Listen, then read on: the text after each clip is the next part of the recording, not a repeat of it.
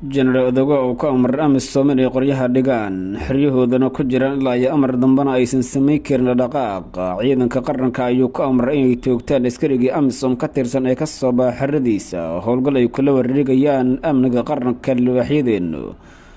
oo dibaba bilowday furmaha oo loo kala bedelay iyo jenaraal odoga oo wacda ku maray inaysan ku qaadan doonin heliyada qaranka in al-shabaab lasoo afjaro 10 maalmood. xasan sheekh ayuu ku amray inuu howlgab ka dhigo mas-uuliyiinta admis xerada xalana laga soo saaro laguna wareejiyo amniga xarumaha dowladda heliyada qaranka. waa galwareed iyo warweyn jenaraal odoga haliyeyga hogaamiye libaaxyada geeska ayaa amarkii ugu cuslaa soo saaray ee shaargareeya muuqaalka soomaaliya iyo leegtila dhaca dhiirigeliya geesiyaasheena go-aanka ay qaateen oo youtube-keena subscribe soo saara waa hagaag aan ku bilaabo. taliyaha ciidamada xoogga dalka Soomaaliyeed jenaraal odoga Yuusuf Raagi ayaa soo saaray amar culus oo ka dhan kooxda al-shabaab. jenaraal odoga Yuusuf Raagi ayaa sidoo kale wacda ku maray in amisom aysan marnaba u sii suurtageli doonin inay Soomaaliya mushaar been ku sii qaataan iyadoo libaaxyada geeska oo iyagu ah awoodda koowaad ee howlgallada amniga fulida ay mushaar aan wajahayaan arrintaas oo ku tilmaamay inay ku tahay cuqubo ay shacabka Soomaaliyeed gelayaan ka mas-uuliyiin ahaan aysan u dulqaadan karin codad laga soo duubay jenaraal odoga oo markaasi xasan sheekh maxamuud telefoon kula hadlaya iyo saraakiil oo wacay ayaan idin haynaa. saraakiisha maruu la hadlayay waxa uu sheegay in marnaba aysan ka mas-uuliyiin ahaan qaadan doonin in amisom oo aan wax mas-uuliyada ka qaban dalka ay mushaar qaataan halka ciidamada qalabka sida oo iyagu ah laf-dhabarta amniga qarankana ay diyaar u yihiin inay mushaar la-aan ku shaqeeyaan. arrintaasi wuxuu ku tilmaamay inay tahay cuqubo ka soo bixi doonta dowladnimada Soomaaliya maadaama raggii muwaadiniinta ay har iyo habeen qoraxda fadhiyay ay qadala-aan yihiin halka amisom oo guryahooda aan ka soo bixina ay qaadanayaan mushaar 10 jibbaar u dhigma midka yar ee gaar ciidamada qalabka sida oo isaguna bilaha qaar aanba gaarin. taliyaha ciidamada xoogga dalka Soomaaliya jenaraal odoga Yuusuf Raagi ayaa intaas ku daray in madaxweyne xasan sheekh maxamuud uu khadka telefoon kula hadlay kuna amray in amisom gabi ahaanba laga xannibo inay isticmaasho xerada xalane. sidoo kale taliyaha odoga Yuusuf Raagi ayaa taliyaha ciidamada amisom maruu telefoonka ku wacay ku wargeliyay in gabi ahaanba amisom askari ka tirsan uusan banaanka usoo bixi karin isagoo sidoo kale saraakiisha ciidamada xoogga dalka Soomaaliyeed ku amray haddii ay arkaan askari amisom ka tirsan oo banaanka taagan inay madaxa ka toogtaan. waxa uu sheegay in la bilaabay howlgal lagu rahmayo awooddii ciidamada amisom isagoo u diray midowga Afrika fariin ah in mushaarka amisom la siiyo ciidamada qaranka loo wareejiyo. madaxweyne xasan sheekh maxamuud ayuu ku wargeliyay in ciidamada qalabka siday diyaar u yihiin inay amniga qaranka la wareegaan xarumaha dowladda in laga saaro ayuu dalbaday ciidamada amisom ee hadda ilaaliya xerada xalane ayuu sidoo kale amray taliyaha odoga Yuusuf Raagi in lagu wareejiyo amnigeeda ciidamada qalabka sida ee Soomaaliyeed oo uu sheegay hadda inay yihiin awood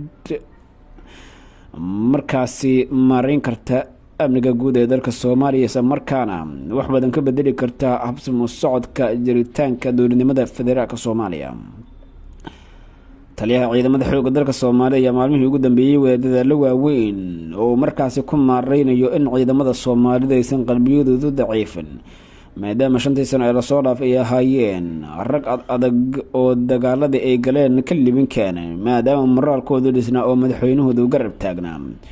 odoga ayaa sheegay hadda in ciidamadu ay wajahayaan xaalad adag maadaama madaxweynihii ugu sarreeyay dalka uu safarro dibadda ku kala bixinayo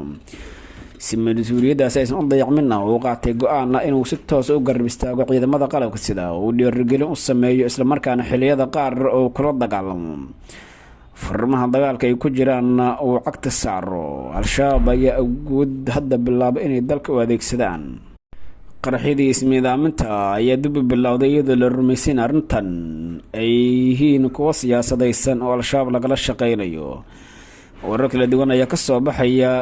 qaraxa ka dhacay magaalada Marka oo halkaasi lagu dilay gudoomiyihii degmadaas Cabdullaahi Cali Waafow. qaraxan waxaa lagu soo waramayaa inuu ahaa ismiidaamin waxaana lala beegsaday goob uu ku sugnaa gudoomiyaha waxaana sidoo kale ku dhintay 11 qof oo kale. qaraxa lagu dilay cabdulaahi cali waafo ayaa markaasi si weyn u soo bandhigtay xogta shaqsiga ee la xiriirta awoodda al-shabaab ay ciidamada dowladda ku dhex yeesheen. xogayaha maamulka degmada marka ayaa ku warramay in markaasi